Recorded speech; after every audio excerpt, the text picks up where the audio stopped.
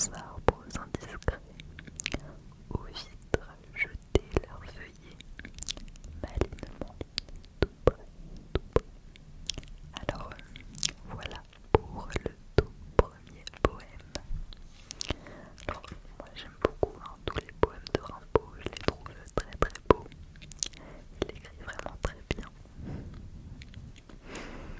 Alors ensuite, en deuxième poème, on a le poème Sensation. Sensation.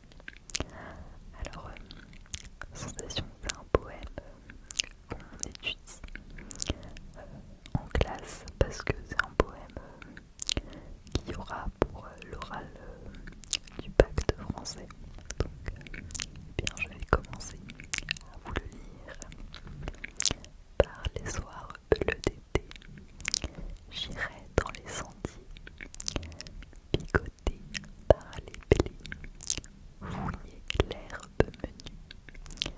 Rêveur, j'en sentirai la fraîcheur à mes pieds. Je laisserai le vent baigner ma tête nue. Je ne parlerai pas, je ne penserai point. Rien, pardon. Mais l'amour infini me montera dans l'âme. Et j'irai loin, bien loin, comme un bohémien, par la nature heureux, comme avec une femme. Voilà pour ce deuxième poème. Alors ensuite, on a le poème Le Forgeron. Alors ce poème, on l'étudie pas, donc je le connais pas trop. Mais il fait combien de pages? Il fait... Oui, attendez.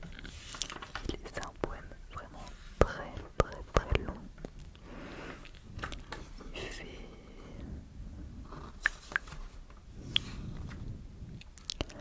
Ah oui, il fait 180 vers. 180 vers, donc c'est pas mal du tout. C'est un très gros poème. C'est pour ça que je risque de pas lire tout le recueil parce que ça risque d'être un peu long. Voilà. Alors, on va commencer.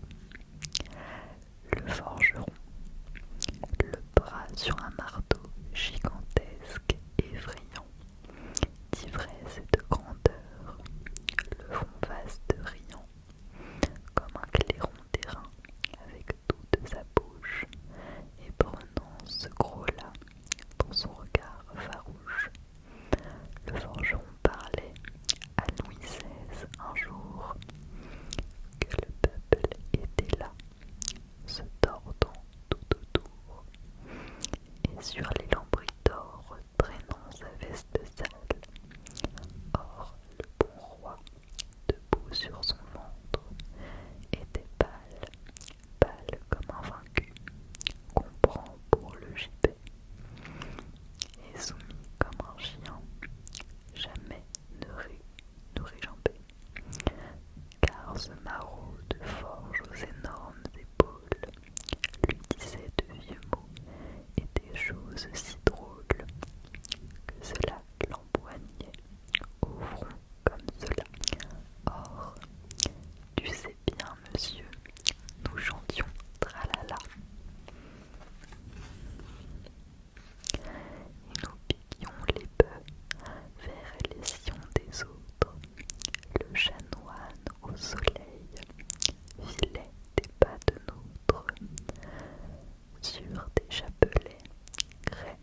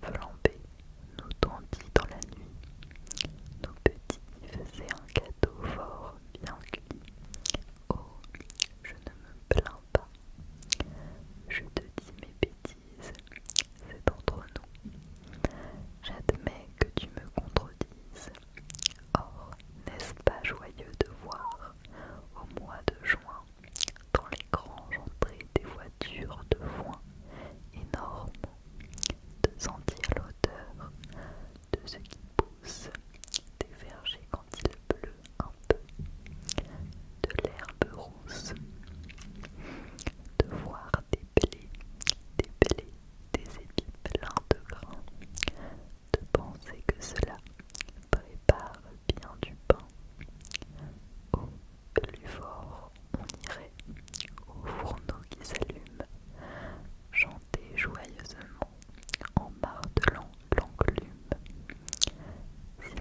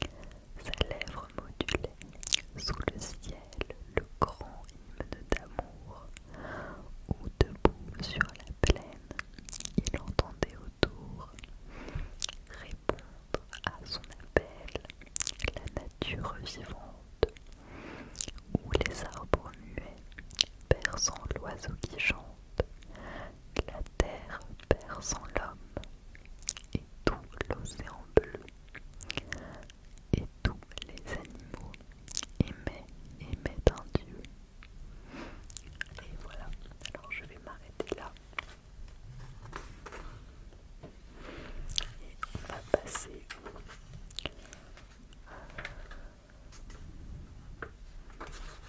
à un autre poème. On va passer au poème Ophélie. Ophélie.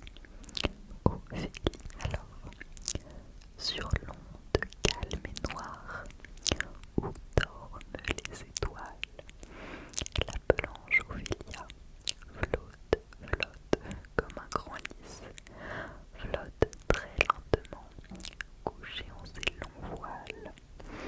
On entend dans les bois lointains des Halalis. Voici plus de 1000 ans que la triste Ophélie passe fantôme blanc sur le long fleuve noir.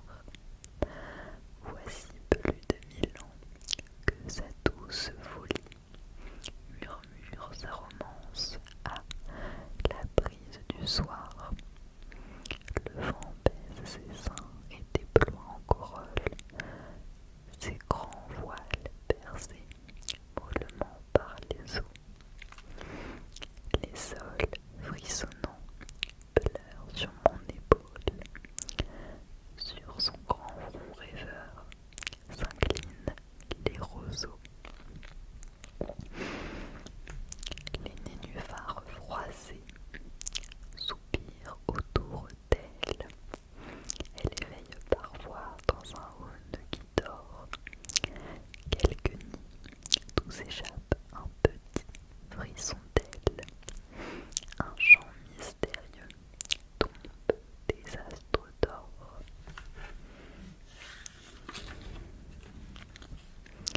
Ô pâle Ophélia, belle comme la neige, oui tu mourus, enfant, par un fleuve emporté. C'est que les vents tombants des grands monts de Norvège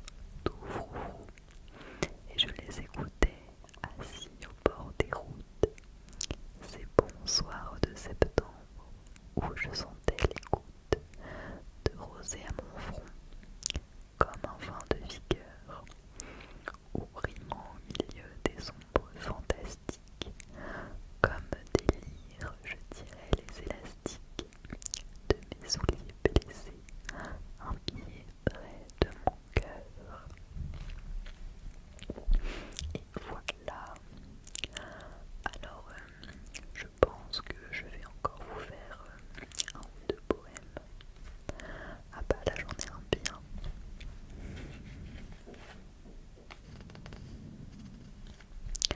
On a le dormeur du Val. C'est un trou de verdure au champ d'une rivière.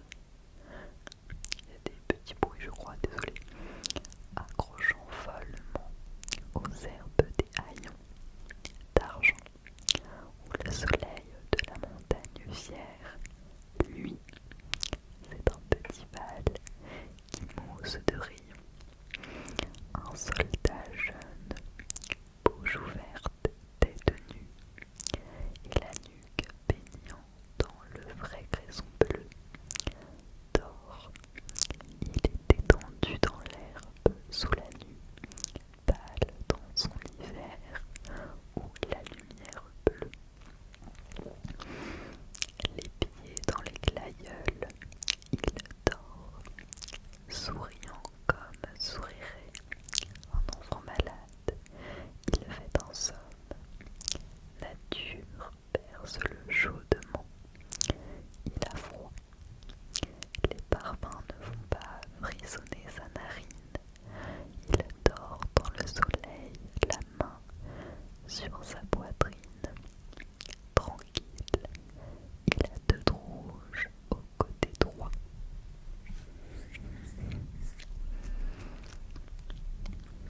Et voilà. Et donc le dernier poème que je vais vous lire s'intitule La Maline. La Maline, la Maline, la Maline. Dans la salle à manger brune que parfumait une odeur de vernis et de fruits, à mon aise je ramassais un plat de je ne sais quel mets belge et je m'ébattais dans mon immense chaise. En mangeant, j'écoutais l'horloge, heureux et quoi.